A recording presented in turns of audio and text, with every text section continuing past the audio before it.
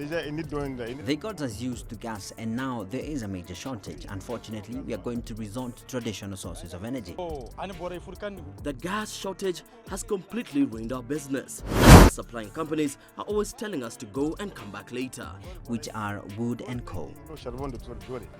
The gas crisis has been worsened by disputes between the refining company of Zinder. Imagine paying 30% more for the gas that cooks your family's dinner, just because another country decided your energy security isn't its problem anymore. That's exactly what Nigerians faced when Niger abruptly shut down gas exports. Prices spiked instantly, cooking became a luxury for many, and households scrambled for alternatives. But here's the catch: this pain at the local level is just the surface. Beneath, an entire global energy order is shifting, and we're about to uncover why Niger chose now to pull the trigger. Before we move on, please take a moment to subscribe to the channel and like the video. How does a little-known general suddenly hold the power to shake global markets? It almost feels unbelievable, but that's exactly what has happened in Niger. At the center of the story stands General Abdul Rahmani Chiani, a man who until recently was more familiar with the trenches of military intelligence than with the international spotlight. For years, his name rarely appeared in public discourse.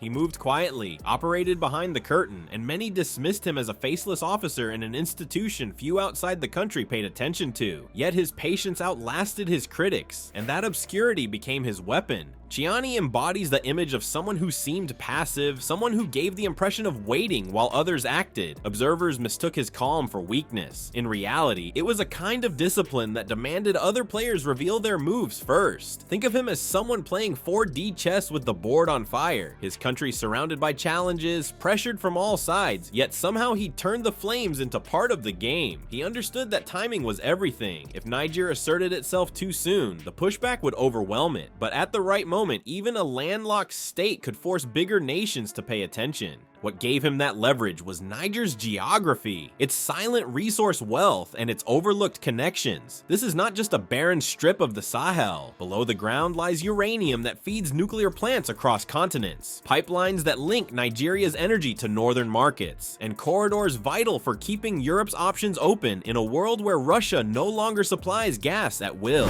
Chiani knew that whoever controls Niger does more than govern a nation. They hold one of the doors to the region's survival, and the first proof of this strategy was immediate. Nigeria, the largest economy on the continent, felt the sting almost overnight. As Niger pulled back, households across Nigeria began paying more just to cook a simple meal. Markets shifted, cooking gas prices shot up, and the ripple spread from street vendors to middle-class families almost instantly. It showed that Niger's decision, though born inside its borders, could push its neighbors into hardship without a single bullet fired. This was no accident. It was calculated, a signal that the internal shift in policy had teeth. That shift was not dressed up in diplomatic pleasantries either. Nigerian officials made it blunt. The country would prioritize its own needs first, and only consider selling gas if there was any left after domestic demand. The statement was as clear as it was defiant. We'll sell gas only if there's leftovers. With those words, a partnership balance tilted decisively into outright protection of self-interest. And in that moment, Niger declared that it was no longer just a junior partner in a regional system, but an active player ready to dictate its own rules.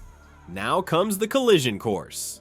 What happens when this policy rubs against Europe's larger energy strategy? Europe has been scrambling for alternatives ever since its access to Russian supplies diminished. Leaders in Brussels and Berlin pinned hopes on African gas to fill the cracks, believing pipelines through the Sahara could serve as lifelines. For them, Niger's cooperation isn't just optional, it's essential. But Chiani holds the one card they cannot afford to lose, and until now, he has shown no sign of folding. In the end, his restraint paid off. What started as a domestic power shift, a coup that could have faded into another headline about instability, transformed into an international gambit. Niger became more than a footnote. It turned into a gatekeeper. And while families in Nigeria continue grappling with daily struggles at the market, the real question hovers further north. It is Europe's future energy lifeline that now hangs in the balance. What if 4,100 kilometers of steel pipeline, designed as Europe's lifeline away from Russia, Russian gas cannot function without Niger. That is the reality hanging over the Trans-Saharan gas pipeline, a project many saw as Europe's strategic backup when relations with Moscow fractured. Stretching from Nigeria through Niger and into Algeria, it promises a direct link to the Mediterranean and onward into Europe's energy grid. At an estimated cost counted in tens of billions, the line is more than a pipe. It is a bet on energy security, an escape hatch for nations desperate to heat their homes without relying on Moscow's networks. But a simple truth cannot be ignored. Without Niger's cooperation, none of it works. The scale of the pipeline is vast. Imagine a corridor of steel carrying billions of cubic meters of gas every year, connecting fields in Nigeria to markets far beyond Africa's shores. For European planners, it was the answer to a decade of fear about over-reliance on one supplier. When Russia's grip over Europe's gas weakened following conflict and sanctions, leaders heralded the Trans-Saharan route as a new dawn, a bridge from Africa that could ease winter shortages across the continent. Yet all of this planning runs through Niger, a landlocked state whose stability has always been fragile, but whose importance has now become undeniable. And here lies the tension. By asserting control over its resources, Niger does more than jolt its neighbor Nigeria. It holds hostage Europe's escape plan. It is not just about a domestic coup in Niamey anymore. It is about a nation of 25 million standing in the middle of a global power realignment. Europe looks south, seeing Niger not as a minor player, but as the gatekeeper to its plan B. The irony is striking. A country considered peripheral only months ago now has the strength to freeze a project that was supposed to keep lights on in Paris, Berlin, and beyond. Nigeria responded in a way that took the crisis from economic pain into survival. By cutting off about 70% of Niger's electricity supply, Abuja showed it was ready to apply pressure where it would be felt daily, in hospitals, schools, and homes. For Nigerian citizens, that meant sudden blackouts, shortages in essential services, and an even sharper sense of isolation. It sent the message that while Niger could block gas, Nigeria could cut the power that keeps the country running. Each side began weaponizing what resources they had, and ordinary people became caught in the middle. ECOWAS, the regional bloc that often speaks for Western interests in West Africa, raised the stakes even further. It warned that if Niger did not reverse its course, military intervention would follow. The ultimatum was simple: comply or face invasion. Yet Niger was not intimidated. Leaders declared, if you attack Niger, you attack us, and we will treat it as a declaration of war. In that firm statement, the crisis escalated from political maneuvering into the language of survival and sovereignty. The ripple stretched far beyond the Sahel. Russia cautioned that any strike on Niger would unleash chaos in the region. The United States whispered its concern, worried not only about energy, but about drone bases stationed on Nigerian soil. France faced protests at home as citizens questioned their dependence on uranium from Niger, a resource woven quietly into the European nuclear network. And then Mali and Burkina Faso entered the scene, offering mutual defense pacts with Niger, swelling the standoff into a potential regional confrontation.